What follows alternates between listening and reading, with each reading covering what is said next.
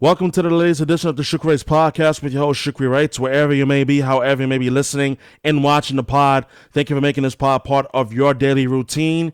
I sincerely appreciate it. As always, don't forget to hit subscribe and follow when the new episodes of the Shukri Wrights podcast will be dropping. You can subscribe to the podcast on Apple Podcasts or wherever you get your podcasts. Subscribe on YouTube, on my YouTube channel. You can type in Shukri Wrights. You will find me very easily. You'll see like a bunch of Shukri Wrights podcast episodes from episodes past, including the one from Monday as well. And it's all there. It's all there for your enjoyment. I do this because I love talking sports. I love creating content, and I love talking about the topics that matter. So, on this day, the day after Week 1 of the regular season schedule slate has come to a close with Monday Night Football, Bills, Jets. That's really the big story that mostly anyone and everyone is talking about today. I'm going to basically spend this entire podcast talking about my thoughts on what transpired last night. And in case if you don't know by now, Aaron Rodgers, only after 4 offensive plays, left the game due to an injury, and what we now know, it has been confirmed via various reports and ESPN that Aaron Rodgers sustained a torn Achilles heel. He is done for the season after 4 offensive plays. Wow. There's so much to unpack here. I'm going to take my time with all of this because as a football fan, I felt gutted. But as a Patriots fan, I'm sitting here looking at the New York Jets, and especially everyone who's a Jets fan in the New York market, and saying, man, I can't think of a franchise that's more cursed than the New York Jets. You think about their history. You think about just the run-ins with bad luck, bad timing, whatever you want to chalk it up as. But in New York, where I have seen franchises have success, I have seen franchises have failure and go through long periods of failure, and I've seen franchises that are flat out cursed. I am of the belief that the New York Jets or a franchise that is cursed. You can't tell me if you're a Jets fan, and even if you aren't a Jets fan, you can't tell me that going into the game last night, there was part of you that was a little concerned. You were concerned about his health and his ability to stay healthy. Because this is not the first time that we've seen Aaron Rodgers get knocked out due to a season-ending injury in his career. We remember the broken collarbone that he sustained against the Minnesota Vikings when he was with the Green Bay Packers. I remember that. But there was a small part of me that was concerned. I was like, I just hope he stays healthy. That's it. Because we all know the talent that man possesses. I was so excited as a football fan just to see what he was going to do in New York. What he was going to do with the Jets, a franchise that has been starving for a Super Bowl title since 1969. And all it took was just 4 offensive plays. 4. That's it. A grand total of 75 seconds is all it took for the Super Bowl hopes, dreams, and aspirations of New York Jets fans to go up in smoke. That's all it took. 75 seconds is all it took for Aaron Rodgers and the Jets' season of Super Bowl hopes and dreams to come crashing down. 75 seconds is longer than a New York minute. And Aaron Rodgers' New York Jets season 1 ended, and it lasted longer than a New York minute. And it is truly an absolute travesty. It's a travesty no matter how you may slice and dice it. Let's start with, how do I feel overall as a football fan? As someone who has taken great appreciation in watching great NFL quarterback talent over the years, especially over the last 20 years. Today, I don't feel happy. I feel sad. I feel gutted. I feel disappointed. I feel as if that there's been a part of me that's been robbed of what could have been potentially a very special season for the New York Jets. Let's be honest for just a moment. There's still a chance that it still could be special for the Jets, but even though the Jets won last night on the walk-off punt return for the touchdown by Xavier Gipson, how many Jet fans truthfully really believe in Zach Wilson after the season he had last year? And even if the Jets were to make the playoffs, let's say they get to an AFC Championship game, and if they get there and if they lose, you're always going to come back to, we lost Aaron Rodgers 4 plays into week 1. And one of the great travesties of this NFL season now, and this one is as of right now is going to be ranked number 1, what could have been if Aaron Rodgers has stayed healthy. I'm not sitting here playing the blame game. I'm not going to do that. It's pointless. It's renderless. What good does it do anybody? No one. It does nobody any good at all whatsoever. So I feel gutted. I feel upset. I feel a little sad because this was the number 1 storyline going into the NFL season. Point blank, bar none. It's not even close. It's not even close. The millions of fans who watch Hard Knocks, New York Jets training camp, knew that the hype up and the build up was absolutely real. It was so real that last night at the start of Monday Night Football, you had the most chill-inducing run out of the tunnel that you can remember in recent memory in New York sports. Aaron Rodgers on the 22nd anniversary of 9/11, running out of the tunnel, being announced as a starting quarterback of the New York Jets with the American flag, no less on the 22nd anniversary of 9/11, that produced chills.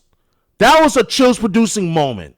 Whether you're a Jets fan or a Jets hater or an Aaron Rodgers fan or an Aaron Rodgers hater, doesn't matter. That moment was incredible. And all it took was 75 seconds on his first drive as a New York Jets for it to all go up in smoke. You know what I actually equate this to? I equate this to you getting your first brand new pair of Timbs. And all it lasted was maybe a day and a half before you see that first black scuffing on the front of your brand new pair of Timbs you just bought. If you are a New Yorker, specifically, if you are a New Yorker, you understand exactly where I'm coming from. We get those fresh butter pair of Timbs, and you're like, yeah, I'm feeling good. Man, this looking lit right now. Yeah. You walk in the streets, day goes by, you look down and you see that small scuffing, and you're just like, damn.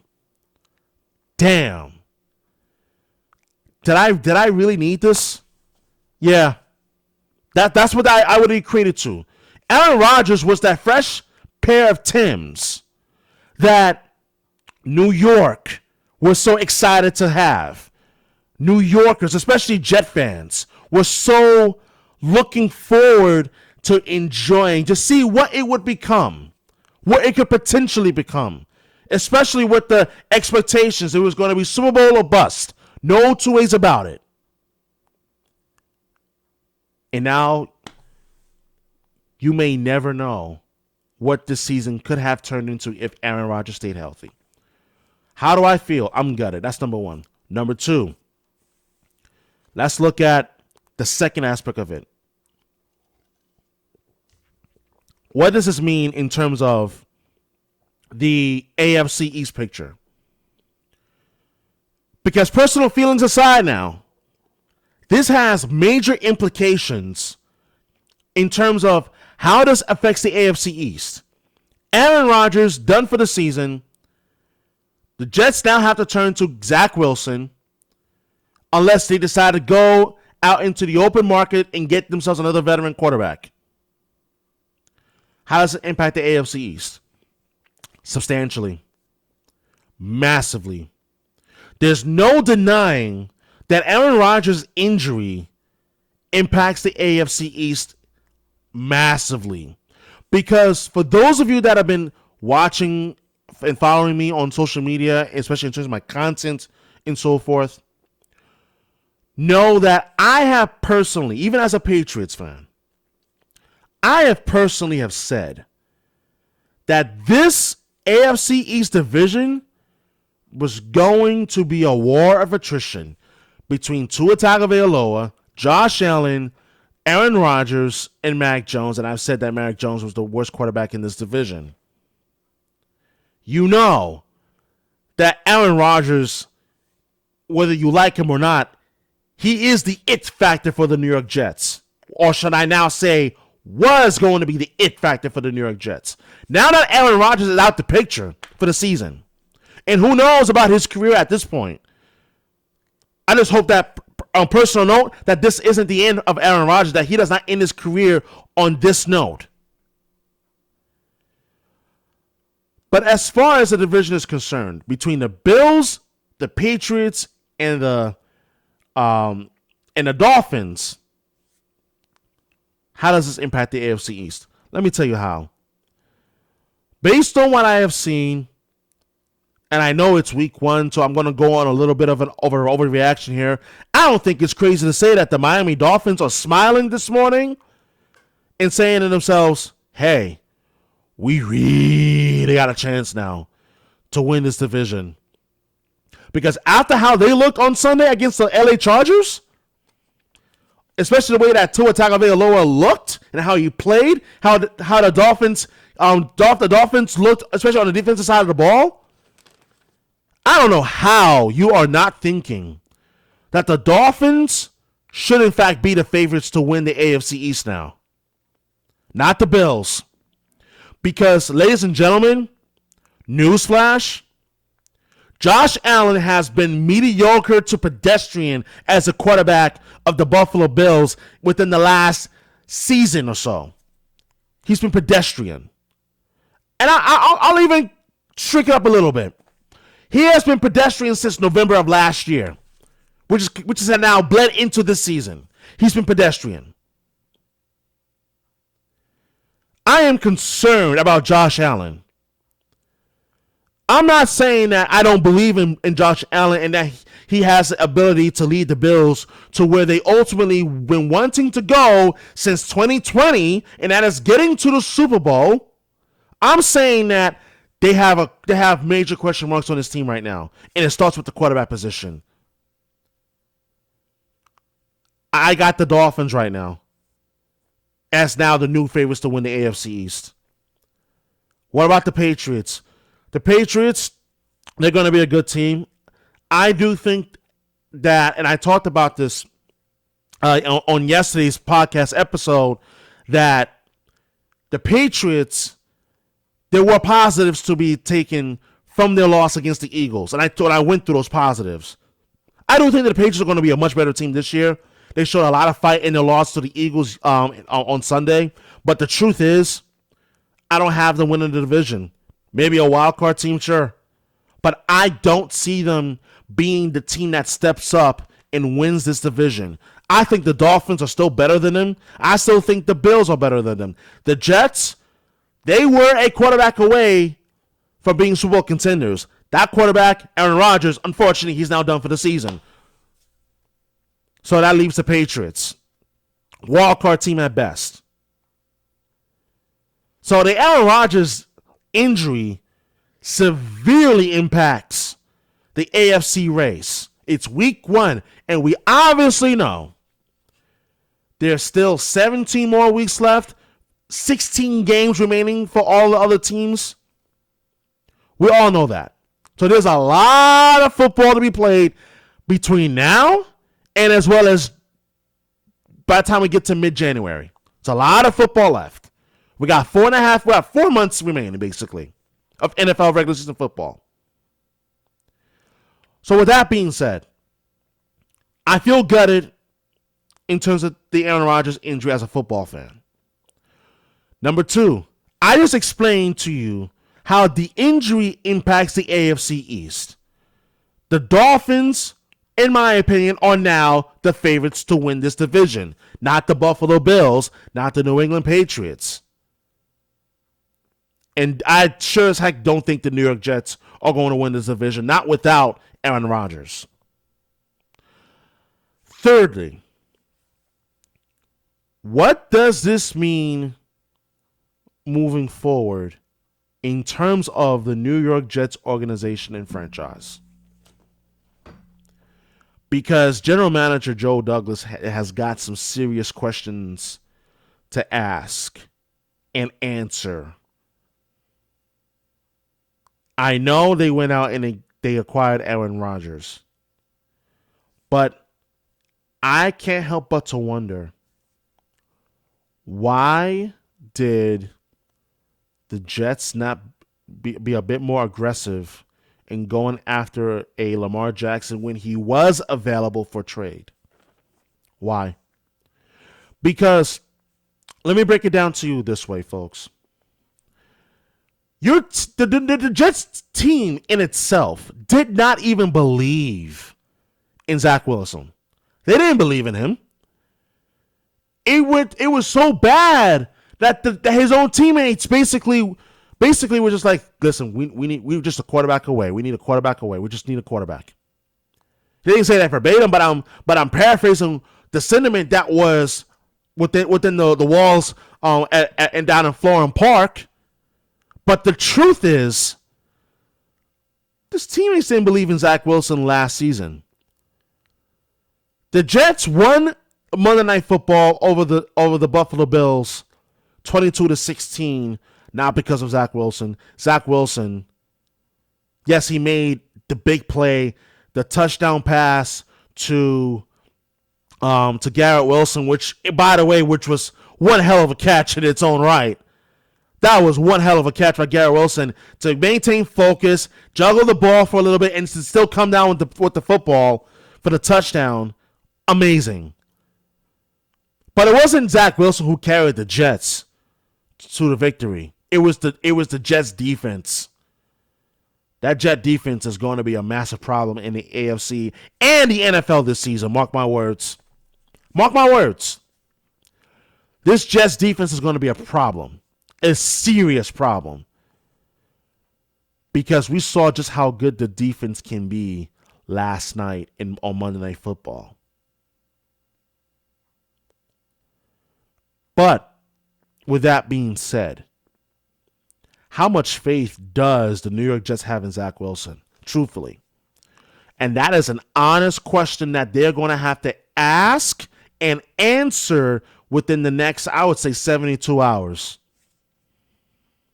I would even go as far as to say, give the Jets their opportunity to figure this out in week 2. What do they have in terms of Zach Wilson? How much did he learn from, or can he learn from Aaron Rodgers, given that he is going to be, he'll be around in the building. I'd like to think that even though he's out for the season, that he's still going to be around the team despite him, getting the surgery and rehabbing or whatnot. But how much faith does the team and the organization, the general manager, Joe Douglas, and head coach Robert Saleh have in Zach Wilson? That's a real question. Because if I'm on the outside looking in, but I'm looking at that team right now, and I'm looking at how they handled that situation last year when they benched Zach Wilson and they brought in Mike White, I'm not really convinced even after last night's win. And the buzz of last night's win has really subsided, and now reality has really hit like a big boulder that Aaron Rodgers is done for the season. I don't think they have a whole lot of faith and a whole lot of trust in Zach Wilson, which now leads me to say this. It wouldn't behoove me, it wouldn't surprise me if the New York Jets went out and they got themselves a quarterback, a la Carson Wentz. It wouldn't surprise me. If Zach Wilson is not the answer, I think the Jets should go out and sign Carson Wentz. I was watching First Take earlier today, and someone made a recommendation that the Jets, Joe Douglas, the general manager, should make a phone call to Tom Brady and say, yeah, yo, what's good, yo? All right, so you saw what happened with Aaron Rodgers. Yo, he out for the season. Oh, word? Yeah. All right, boom. So we know you just retired. You just rang the bell at Gillette Stadium. You know, they honored you and whatnot, but I'm going to keep it a buck. We still think that you are that guy. What can we do in order to obtain your services for the 2023 season? Man, damn, I didn't even think about that. Oh yeah, I know. But last season at age 45, Tom Brady didn't look that great in Tampa Bay. I didn't think he looked all that good. And Tom Brady admitted himself on Sunday that he's not in football shape. So even if the Jets were to call Tom Brady's representatives and make a pitch, say, hey, you know what? We want to offer you a 1-year deal just to come play for the New York Jets. We got $35 million on the table for you. We'll pay you. Do you think Tom Brady will come out of retirement and play for the New York Jets? I don't think that's a real possibility. I don't think that's realistic. This is my reason why. And I have seen this a lot on social media already. But the truth is,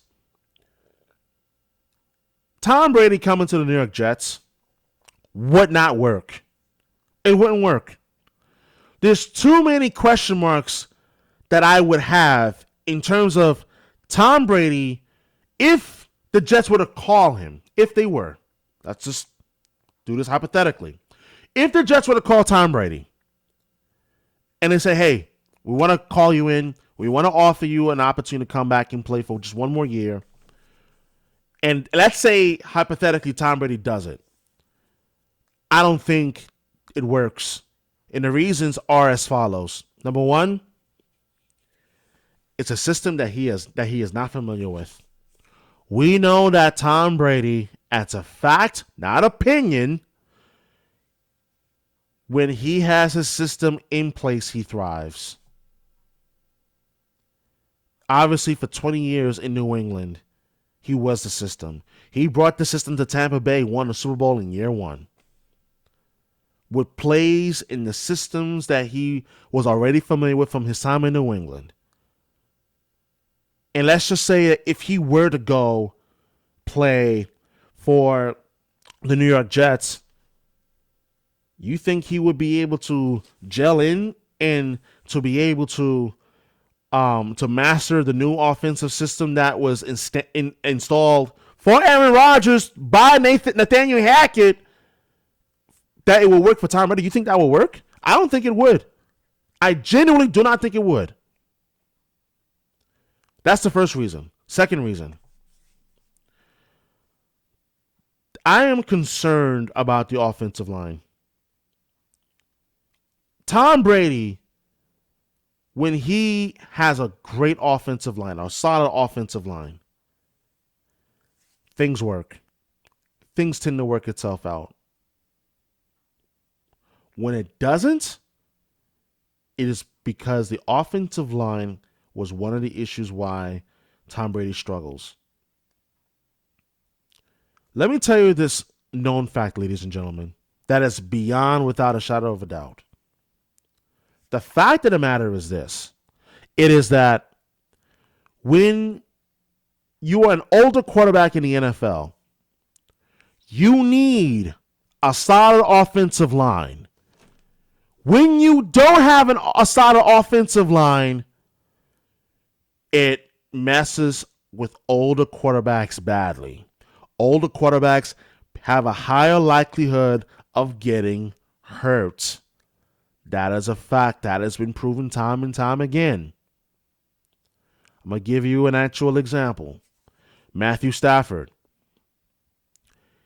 He gets traded to the LA Rams in 2021. 2021 was the year that the Rams won the Super Bowl. What was one of the strengths of the LA Rams team that won it all? When they won Super Bowl 56, the Rams' offensive line was solid in protecting Matthew Stafford. Older quarterback, veteran, he needs to be kept upright and not be knocked on his ass. When he's knocked on his ass, like last year, the Rams did not have a good offensive line. It was problematic throughout the season. Guess what happened? Stafford gets hurt. And unfortunately, coming back to Aaron Rodgers, what was the number one concern for the Jets coming into the regular season? Offensive line. Offensive line was a problem for Aaron Rodgers last night. Older quarterback who needs protection to be kept upright. Go back and watch 3 out of those 4 offensive plays that Aaron Rodgers partook in last night prior to the injury. He was scrambling. He was constantly under pressure by the Bills' pass rush. Again, when you have a bad offensive line, it doesn't matter who you have under center. Your offensive line could be your biggest undoing and the biggest reason why any team doesn't have success. So even if the Jets would have called Tom Brady, and let's say he does say, I'll come out of retirement to play 1 year with the Jets, it won't work.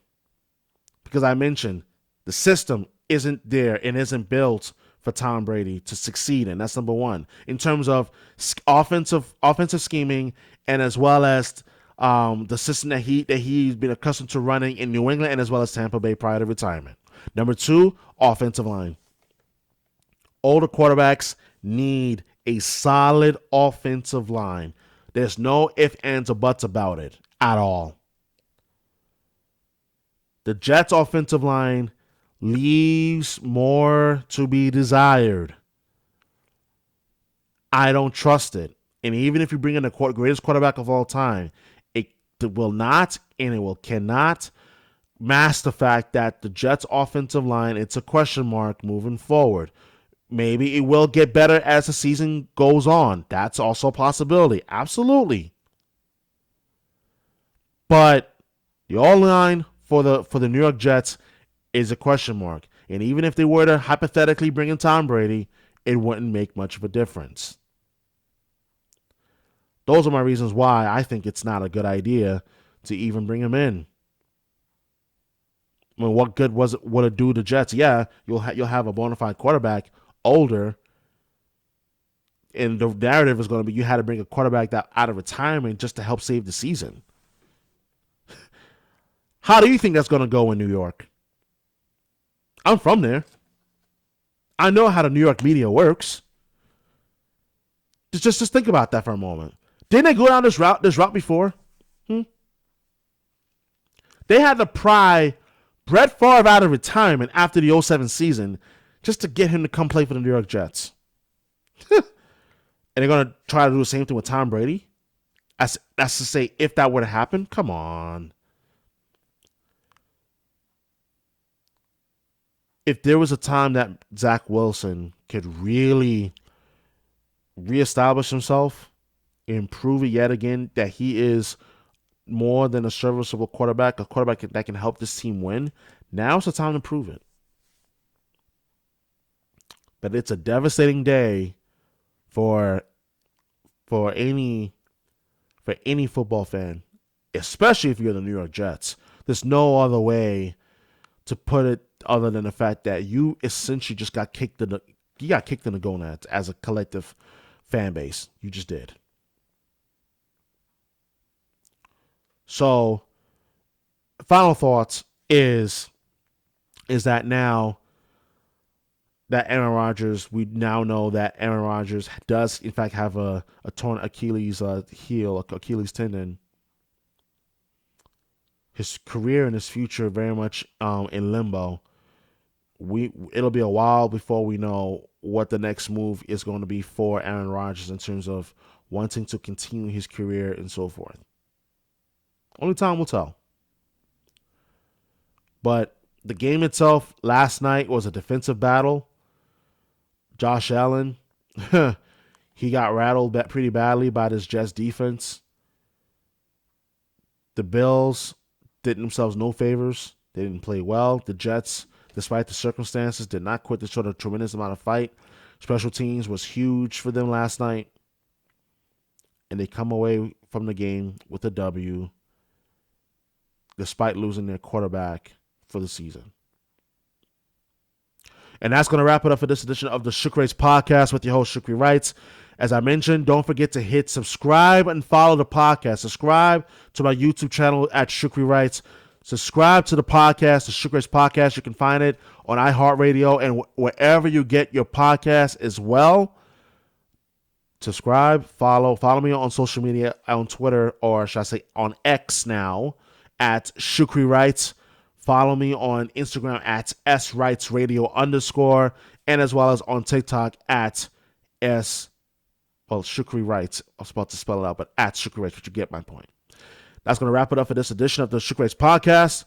Shukri Wrights signing off. Hope you have a good rest of your day or evening whenever you're listening to the podcast. Take it easy. I'll talk to you again next time.